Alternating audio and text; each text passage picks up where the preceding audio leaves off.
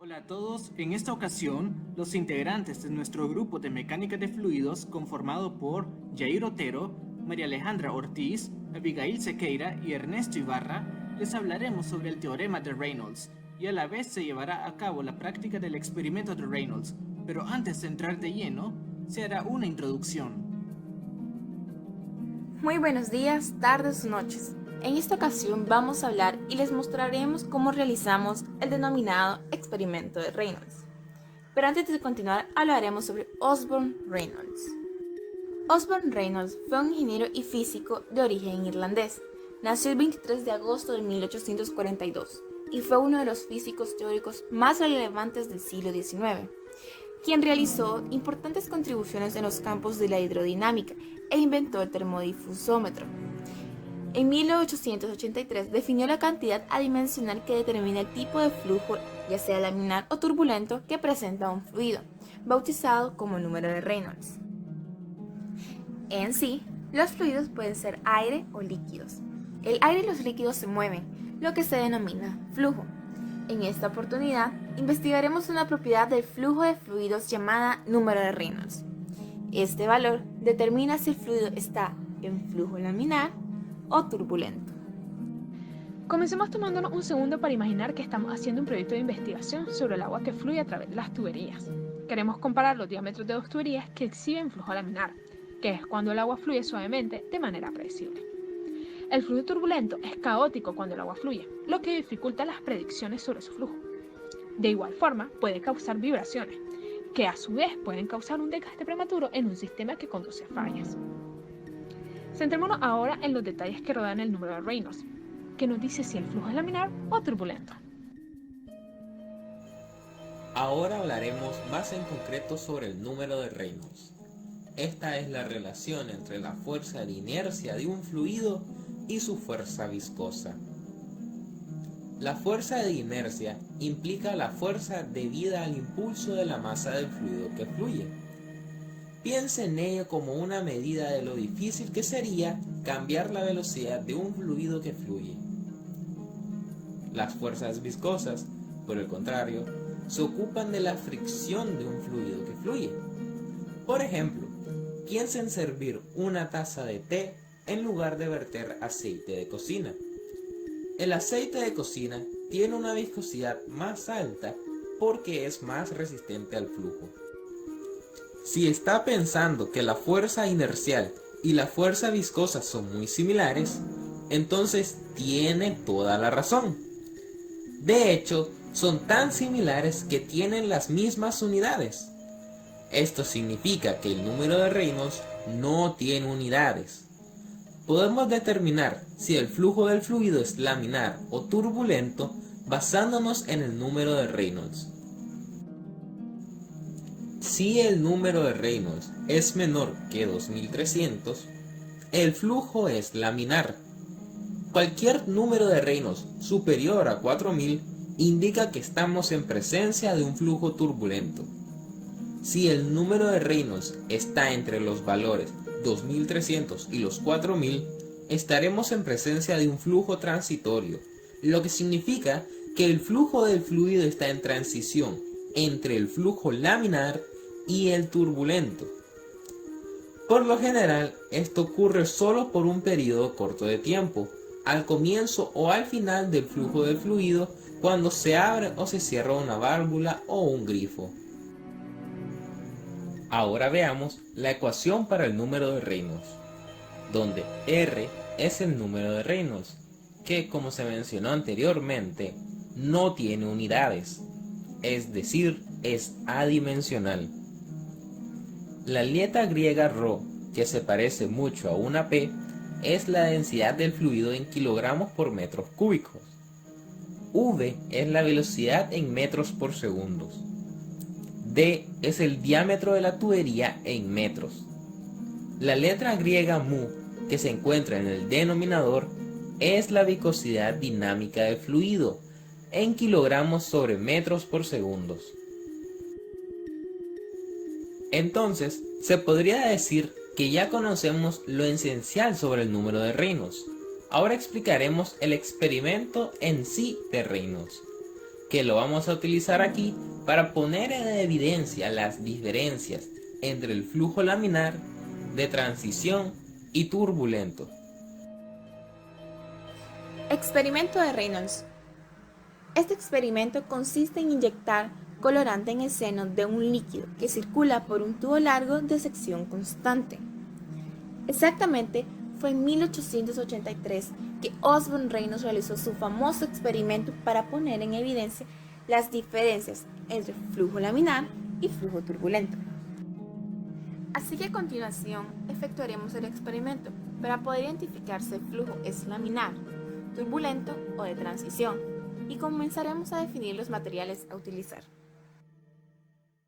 Dos baldes plásticos, el cual pertenece a nuestro montaje principal. Uno simula un tanque y el otro es el tanque recolector del fluido. Válvula PVC de media pulgada para controlar el caudal a la salida del tubo. Dos codos PVC para el montaje del sistema. Un adaptador hembra. Un rollo de teflón para sellar y evitar fuga de agua. 2.5 metros de manguera transparente de 3/4 pulgadas de diámetro que nos servirá para adaptar la tubería de descarga. Jeringas para inyectarle al fluido colorante en la manguera. Colorante rojo que se inyectará al sistema y poder identificar y clasificar los distintos regímenes de flujos entre laminar y turbulento. Y materiales y herramientas de soporte para armar todo el sistema, entre ellos beaker, cinta métrica, bridas, cegueta, taladro, silicón y tubo de media. Como primer paso, se procede a taladrar el sitio donde se adaptará un tubo para drenar el agua, con el objetivo de mantener el volumen constante del sistema. Para lograr mayor precisión, se repintó el área a taladrar guiándonos el tubo hasta que se logró la precisión requerida. Luego se procede a cortar los niples necesarios para hacer las conexiones. Continuando, se procede a adaptar el niple que asegura el tubo de drenaje.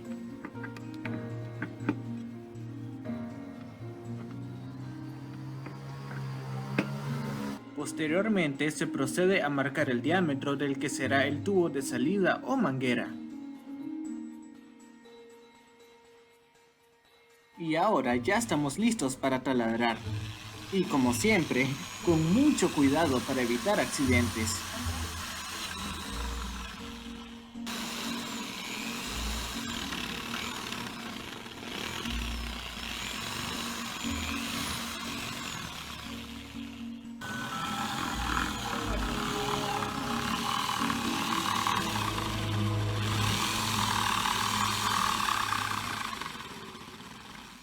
Entonces, se procede a cortar la manguera y con ello estamos listos para la etapa de su instalación, adaptándola al sistema por medio de una brida.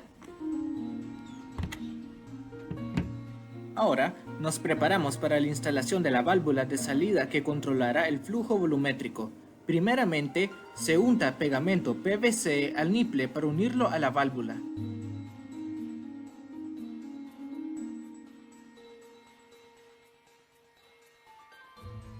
Una vez concluido este paso, se procede a cortar otro niple para repetir el mismo procedimiento pero del otro extremo.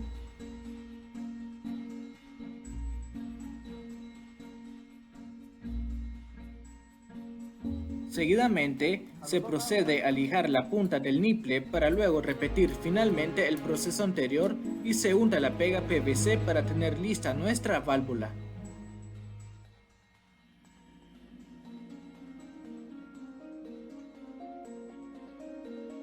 Luego de esto, se repite el mismo procedimiento, es decir, se lija la punta del niple, se le unta pega PVC para posteriormente unirlo al codo PVC.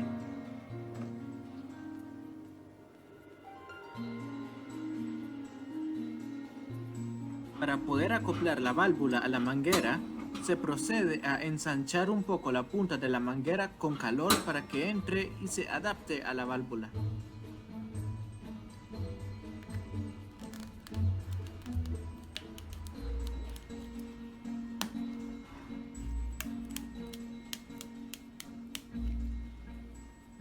Y así quedaría nuestro sistema completo.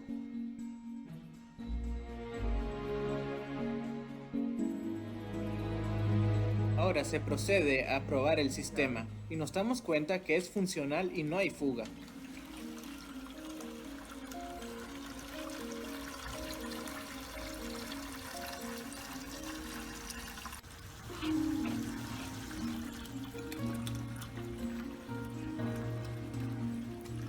Aquí podemos observar la eficacia del tubo de rebose que garantiza un nivel de agua constante.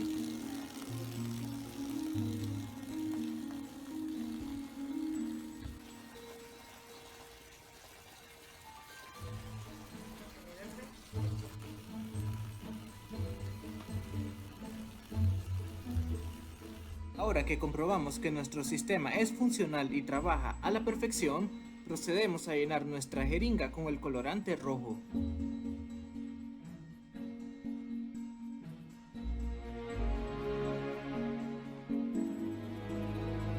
Una vez que tenemos nuestra jeringa lista, procedemos a inyectarla a la manguera.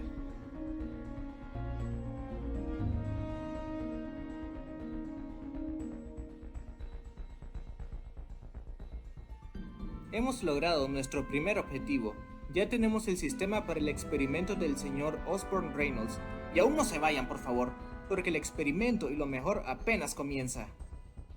Como se puede observar, a este caudal, en el momento de inyectarle el colorante rojo, fue efectivamente identificable el comportamiento de un régimen de flujo turbulento, evidenciado por su movimiento desordenado, no estacionario y tridimensional. Sin embargo, se logró controlar el régimen del flujo a través de la manipulación de la válvula de salida, es decir, abriéndola más o cerrándola más, por así decirlo. Por tanto, comprobamos que el régimen puede pasar de turbulento a laminar y viceversa, según la velocidad que alcance el fluido regulado por la válvula. Luego de varios intentos controlando el flujo a través de la válvula, finalmente logramos encontrar un flujo de régimen laminar, el cual, como sabrán, se trata de un fluido cuando se comporta de forma ordenada, estratificada y suave, es decir, se caracteriza por trayectorias suaves, regulares y ordenadas en comparación con el turbulento.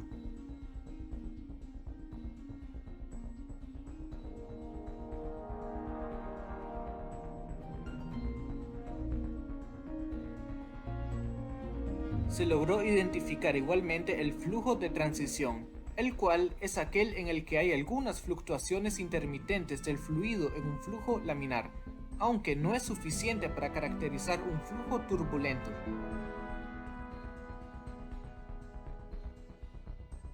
A la vez, se midieron los diferentes volúmenes y tiempos correspondientes de este experimento a fin de realizar los cálculos correspondientes de cada uno de los regímenes del fluido.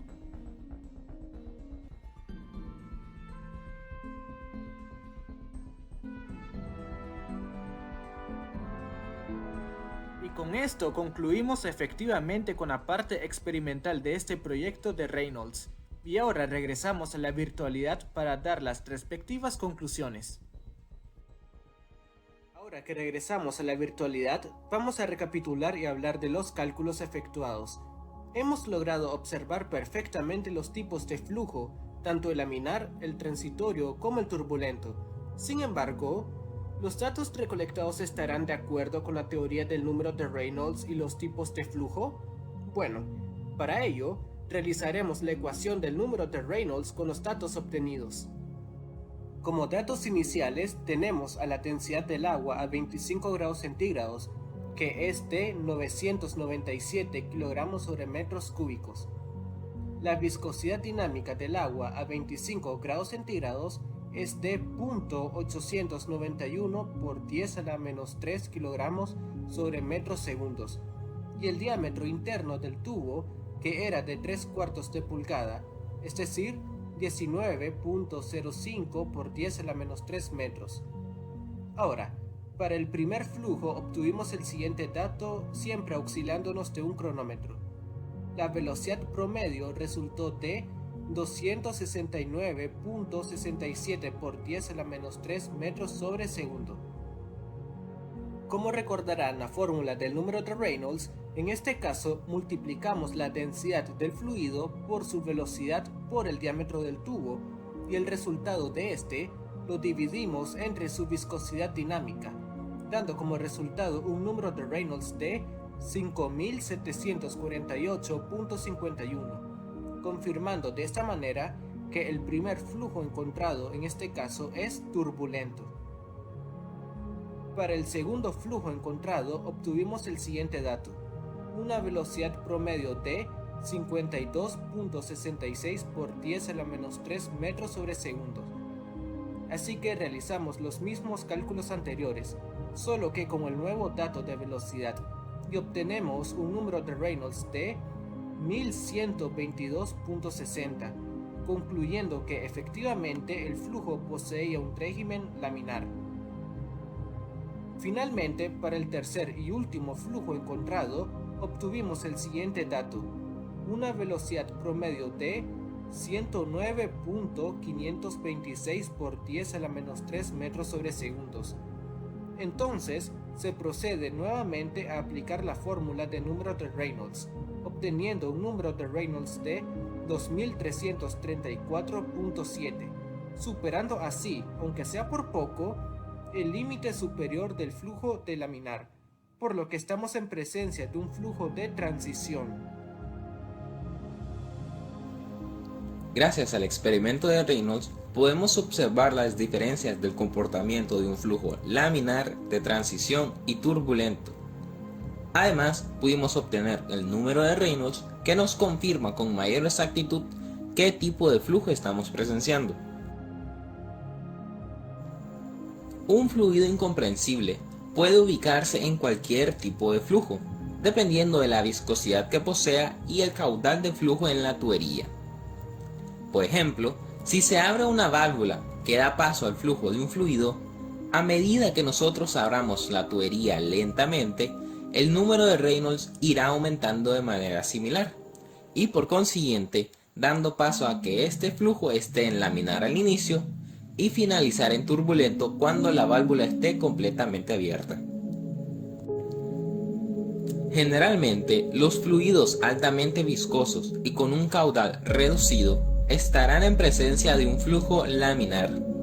Por el contrario, los flujos donde el fluido es poco viscoso y se mueve a altas velocidades en una tubería generando un caudal alto, se estará en presencia de un flujo turbulento. El número de Reynolds es útil para saber las necesidades de un sistema de bombeo y transporte de fluido en tubería. La utilidad de este conocimiento permite el correcto diseño de reactores. Conocer si la velocidad de flujo es la adecuada para muchas industrias es determinante, como por ejemplo, en la fabricación de vacunas, requiere flujos completamente turbulentos donde todas las partículas puedan ser removidas. En el caso de la salmonela, la cual se encuentra en el ambiente, fácilmente puede crecer colonias en las tuberías del agua para inyección, las cuales no deberían de existir, porque claramente no está bien.